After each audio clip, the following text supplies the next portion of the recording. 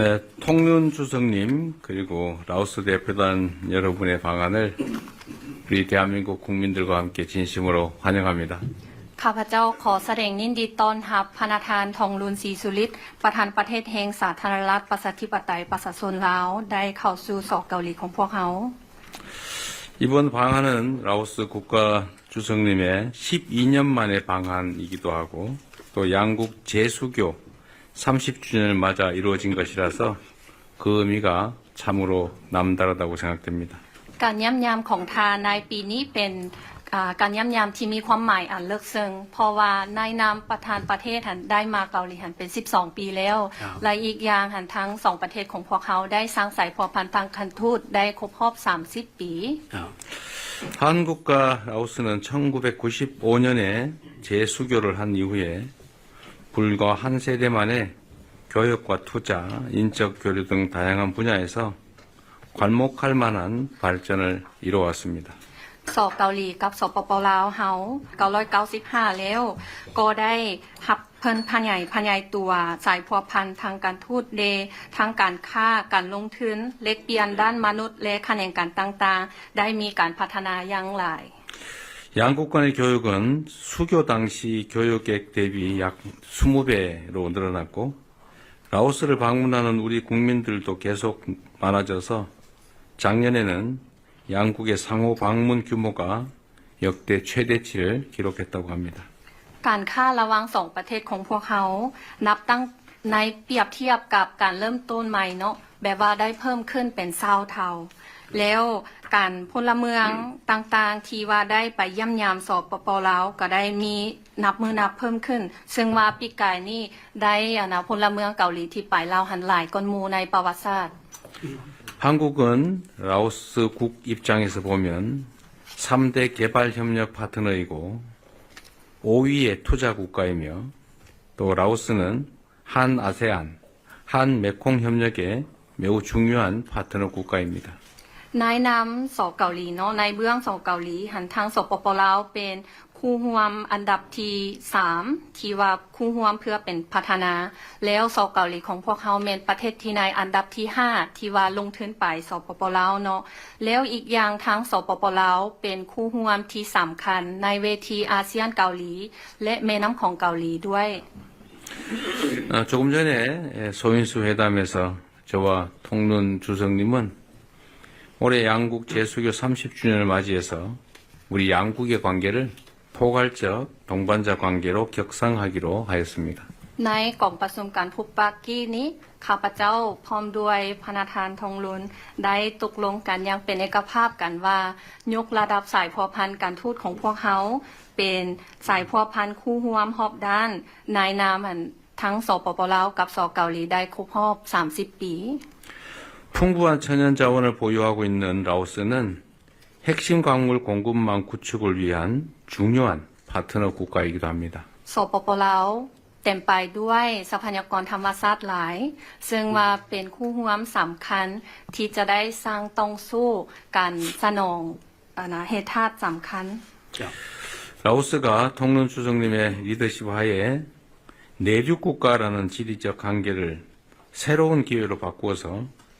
영내 교통 물류의 요충지로 발전해 나간다는 국가 목표를 성공적으로 추진할 것으로 확신합니다.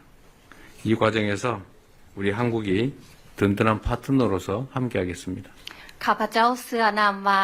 โดยภายใต้การนำพาของทานประธานประเทศทองรุ่นเนาะว่าทางสปป.ลาวหันสามารถหันเปลี่ยน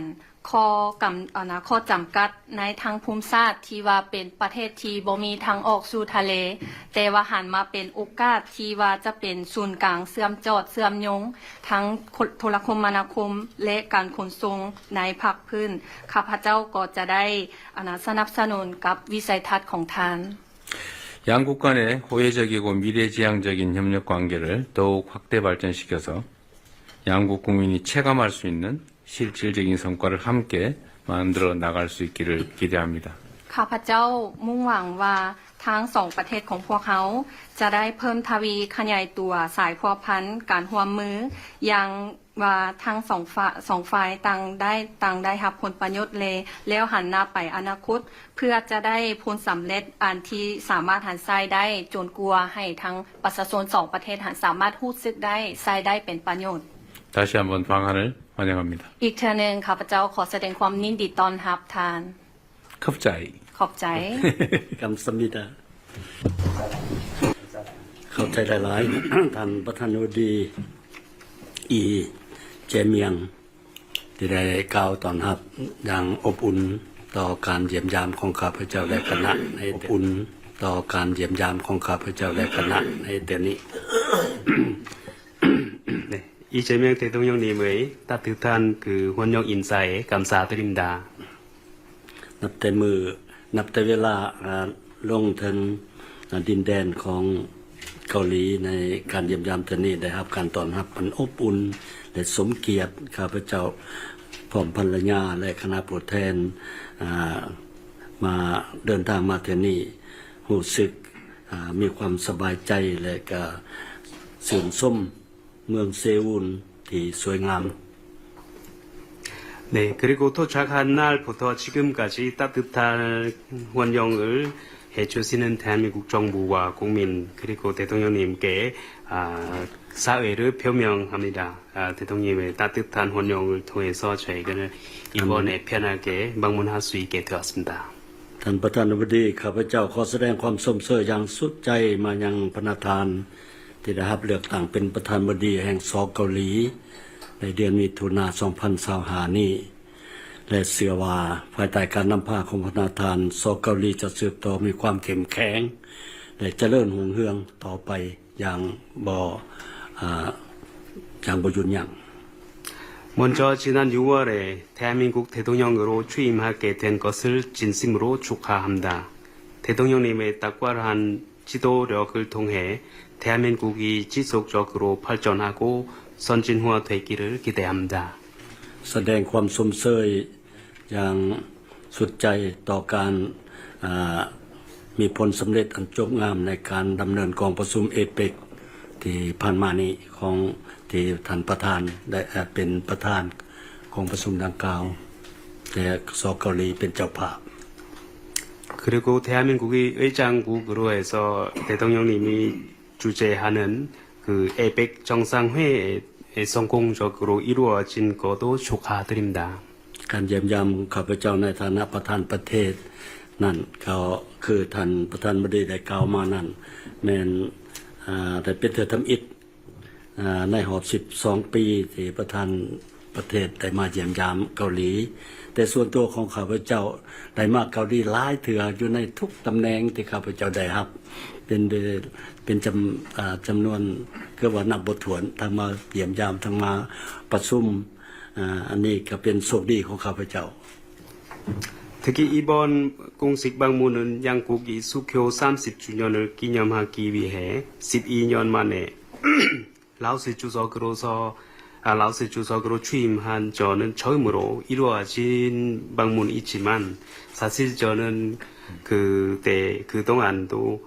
총리나 외교장관직을 재직하고 있었을 때도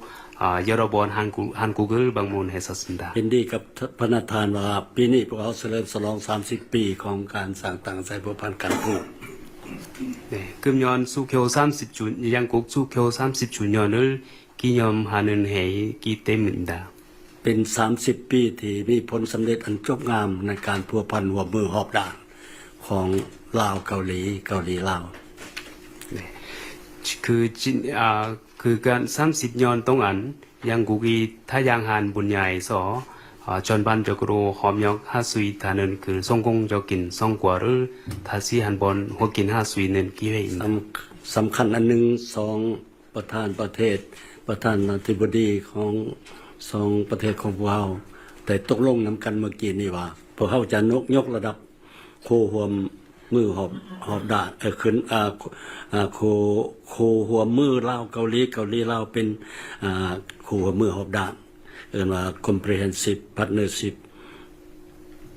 네, 그리고 조금 전에 대통령님과 이야기를 나눈 바와 같이 이번 기회를 통해서 양국 관계를 포괄적 동반자 관계로 격상할 수 있을 것으로 기대를 합니다. หวังว่าสเกาหลีจะสืบต่อหัวมือกับลาวสวยเหลือและสนับสนุนการพัฒนาของลาวที่ยังเป็นประเทศ LDC เป็นประเทศด้อยพัฒนาอยู่นั่นให้เขาไปหนา 네, 라오스는 현재 최빈국이라고 하는 LDC 지위에서 벗어나지 못하고 있는 상황입니다. 앞으로 많은 관심과 지원을 계속해 주신 것을 부탁드립니다.